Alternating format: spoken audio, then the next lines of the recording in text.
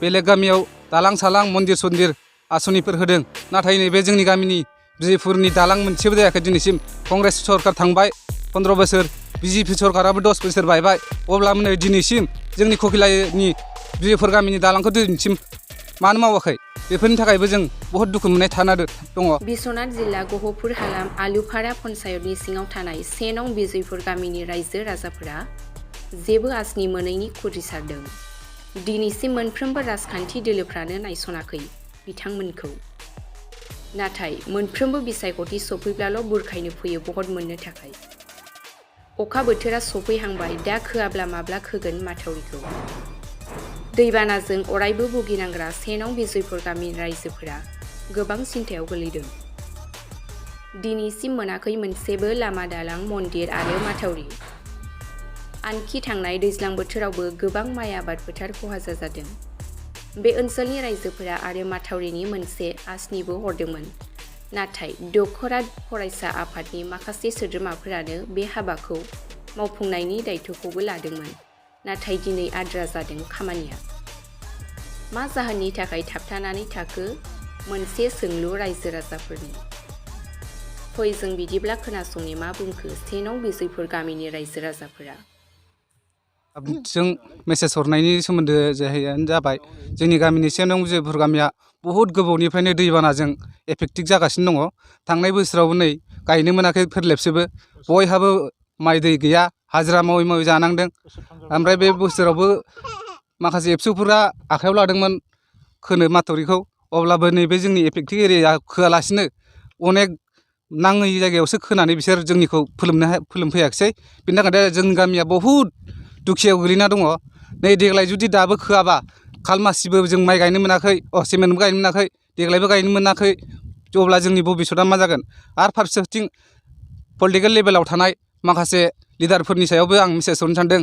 बेलेग गामियाव दालां सालां मन्दिर सन्दिर आसनिफोर होदों नाथाय नैबे जोंनि गामिनि बिजयपुरनि दालां मोनसेबो जायाखै दिनैसिम कंग्रेस सरकार थांबाय 15 बोसोर बिजेपि सरकाराबो 10 बोसोर बायबाय अब्लाबो नै दिनैसिम जोंनि ककिलानि बिजयपुर गामिनि दालांखौ दिनैसिम मानो मावाखै बेफोरनि थाखायबो जों बहुत दुखु मोननाय थाना दङ पलिटिकेल लिडारफोरनि सायाव।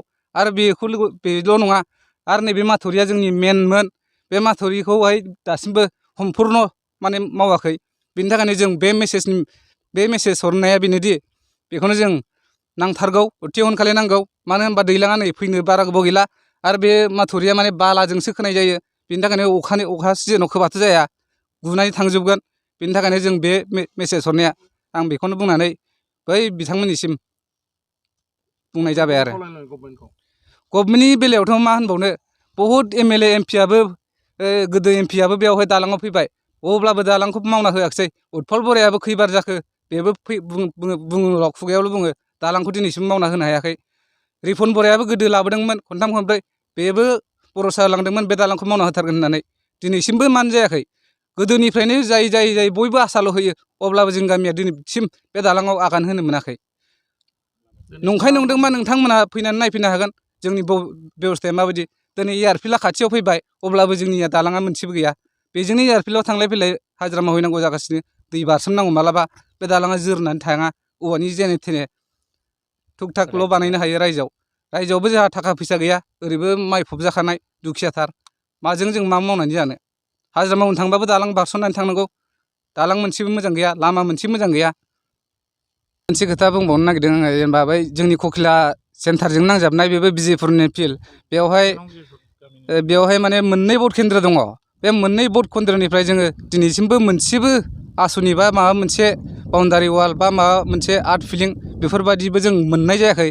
थिग बेफोरबायदिनो बै जाय मान गोनां दिनै जोंनि बे जायगानि रायजो राजाफोर आरो रादाब बुथुमगिरि जों दिनै बे ककिला एरियायाव थानानै बेसेबांबा गोबाव जाबाय। जों थांनाय बोसोराव खोदोंमोन माथावरि ससेल' लादोंमोन एबसुफ्रा नाथाय जि जायगायाव खोनांगौमोन बिथांमोना खोआलासिनो बेलेग जायगायाव खोदों।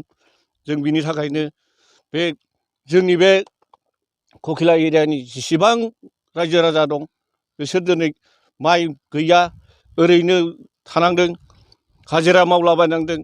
नाथाय जोंनि बे एरियाखौ नायस'नालासिनो बेलेग एरियायाव खोनायखौ जों दुखु मोनदों। बिनि थाखायनो जोङो बे रादाब बुथुमगिरिफोरखौ लानानै जों रादाब हरनो गोनां जादों। नाथाय जोंहा दिनै दैज्लां बोथोर सफैबाय, गिनांगौ फैलायबाय। बिनि थाखायनो जोङो बे माथावरिखौ गोख्रों दाबावैनो खोनो थाखाय जों खावलायनाय थाबाय। खामानिखौ मावथाराबा ना मावाबा नोंथांमोना मा खालामगोन? खामानिखौ जों दा बावैनो मावाबा माबा मोनसे एक्सन लानाय जागोन होननानै जों दिनैसिम रायजोफ्रा गोख्रों साननो गोनां जादों।